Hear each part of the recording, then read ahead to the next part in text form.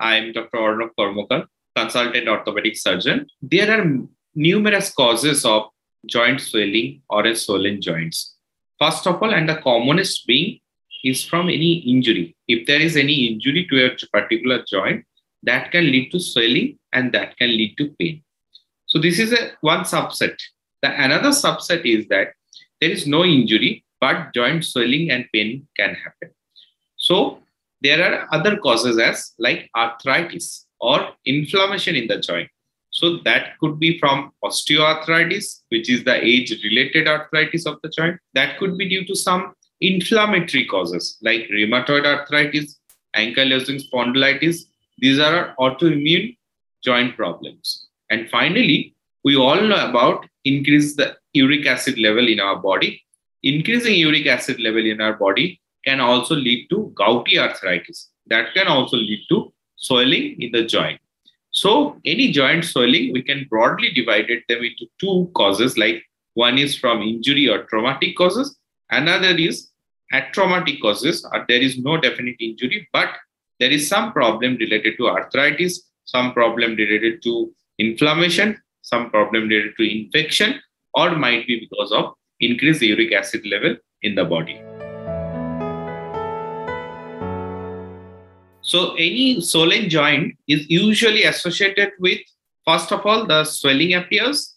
After that, there is pain, and pain with restricted of motion, and which is called stiffness. So the patients are not able to move the joints properly, and the movement got restricted or it becomes stiff, and the movement causes pain. That is called tenderness. So when we see the patient, we see there are swelling, and we elicit that the joint line, that means the junctional points of the bones, are actually tender. To press with, the patient will see there is pain, and there is restricted mobility or stiffness in the joint. So these are the most commonest symptoms.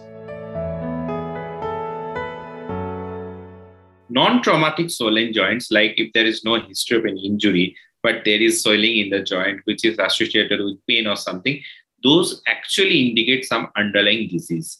So as already discussed, it might be of some form of arthritis, like osteoarthritis or rheumatoid arthritis, reactive arthritis, psoriatic arthritis, or ankylosing spondylitis, or it may be some infection in the joint, like septic arthritis or some infection in the blood or in the joint, or it may be due to because of uric acid level increase that cause gouty arthritis, or sometimes even there might be some local problem in the joint. There might be some tumor in the joint. There might be some tumor in the joint capsule. So any abnormal swelling in the joint is always indicative of some underlying diseases.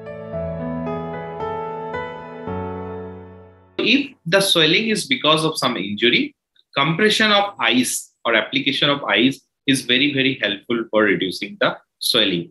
Even at times, if the swelling is because of arthritis, if we apply some ice, it can help reducing the swelling.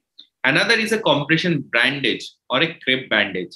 So if you apply a crepe bandage snugly or mild tightly over the swollen joint, it can reduce the swelling.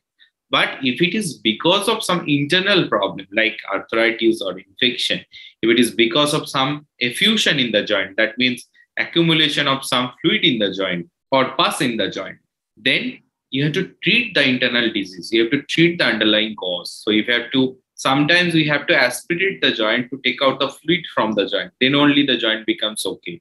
So underlying disease should be treated, and local therapies is the application of ice and application of tight bandage that can help to reduce the swelling.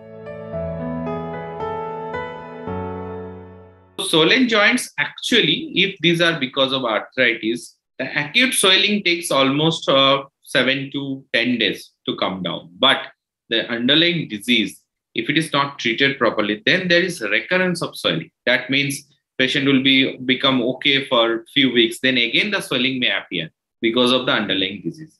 But the acute stages or acute swelling takes around 7 to 10 days to come back to normal scenario if they are treated properly. Swollen joints should not be neglected because it always indicates any underlying problem. So if there is multiple joint involvements like Suppose in the fingers, in the knees, in the shoulder, if there is multiple joint tenderness is there, multiple joint swelling is there, that might be because of an arthritis. And some form of arthritis may actually affect the young population also, because rheumatoid arthritis starts in the young population in females. Ankylosing spondylitis starts in young population in males. And uric acid can happen at any age. So any repeated swelling of the joints, repeated swelling of the fingers, repeated swelling of the shoulder, elbow, or knee, any joint should not be neglected, should be investigated properly, because this attacks of joint swelling and pain actually every time destroys the cartilage inside. So we should not let them happen. We should look for what is the internal cause. We should look for what is the underlying disease, and we should treat them properly to have a healthy joint lifetime. Home remedies or everyone can do at their home is first application of ice. So if there is any acute swelling in the joint, don't apply any hot compress. That is a wrong practice. Always apply ice compression, cold compression, and try to put a crepe bandage and give the joint rest. So we should not do any exercise in acute painful or swollen joint.